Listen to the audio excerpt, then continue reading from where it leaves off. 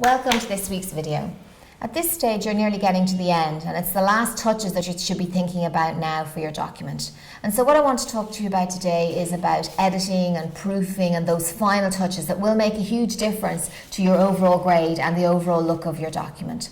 So I'm talking to Roisin Donnelly from the Learning, Teaching and Technology team. So thanks, Roisin. So what's the most important thing for students really to be doing at this stage? They've got the document written and they're thinking about the last things they need to do. Yes, and you can start revising your paper straight away then when you've got your first draft in. There's certain things that you're looking for in terms of the whole revision process. You're looking in terms of formatting the whole structure of your dissertation. You're looking at things like layout and presentation, which could be very important. That's going into the minutiae of things like margins, spacing, indentation.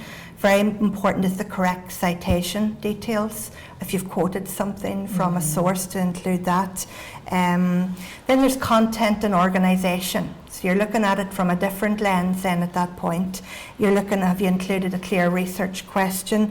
How your introduction and body and conclusion are all flowing together. How would you suggest they do this, Roisin, then? Would you suggest that you sort of divide it there into two things, that they do them separately? Did they read the document with a lens of I'm only looking at structure, and then look at another time to look at content? That's one. That seems to be a very effective way, because sometimes when you try to do everything together, you're missing out in little aspects. So by looking at it very much, first of all, from layout and presentation, and making sure you're happy with that, then content organisation is another whole area to look at, and then grammar and structure of sentencing is a third area.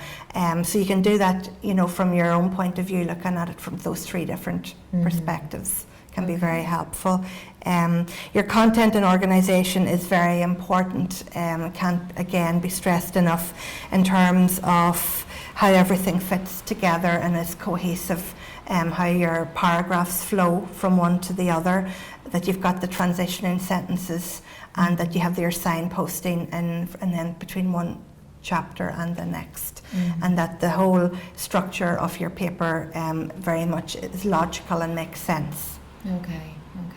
A tip that I often use for students as well is to swap around, the way that you read yours and I read mine, because sometimes I think students can be very close, like all of us. You're very close to what you've written yourself, and it's very hard to edit it or to be critical of it because you've written it yourself and you've agonised over it. That's right. So sometimes swapping documents is quite useful, as long as, again, you trust the other person, and maybe to give them a hard copy so they're marking on things rather than give them any power to be able to delete sections that you might not want to delete. Yes, exactly.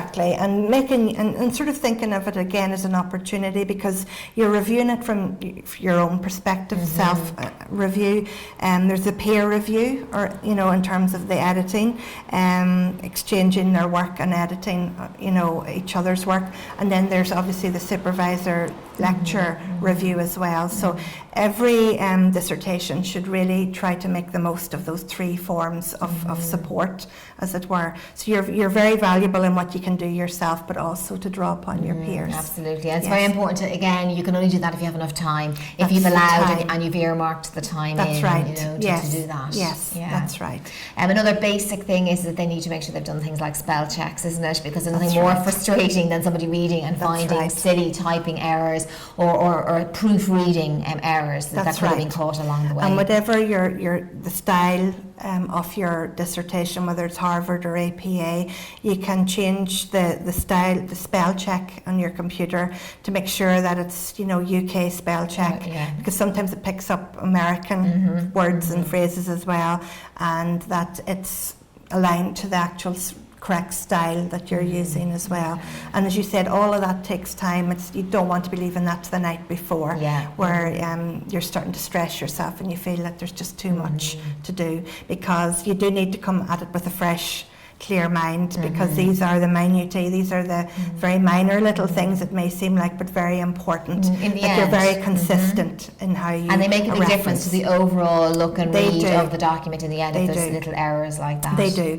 And again, just we had mentioned this in a previous section, it's again demonstrating that you are a good writer in terms of adopting good writing techniques, good revision, proofreading and editing techniques. They're all part and parcel of it. Of the yes. Yes. thing. Yes. And just one last thing then, a common issue I know is that students have written too much. Yes. So they suddenly come now near the end and then they discover, oh, I'm 2,000, 3,000, 4,000 words Yes. over. And we have quite a strict, you Yes. know, a policy on the number of words that are allowed. Yes. So do you have any tips for people when they want to edit because they basically need to cut out words? That's it. And your initial sort of stance on it is to take out certain sections because you need to reduce the word length. But the first thing you need to do is by having a very clear outline at the beginning to try to stop that happening, because if you have a clear outline of what your dissertation is going to strictly stick to, yes, you may veer off, but you need to keep going back to that outline to keep yourself within the word section.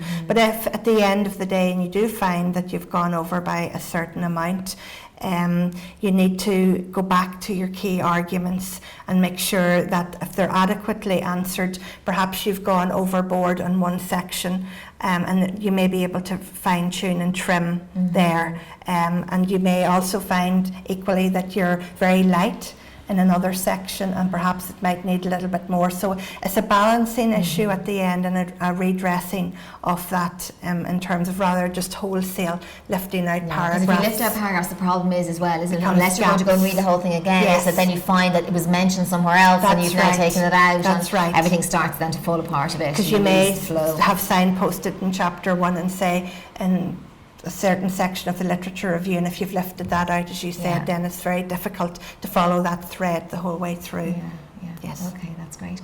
Okay, so there's some useful tips then to help you in these final stages now of the dissertation and thesis. See you next time.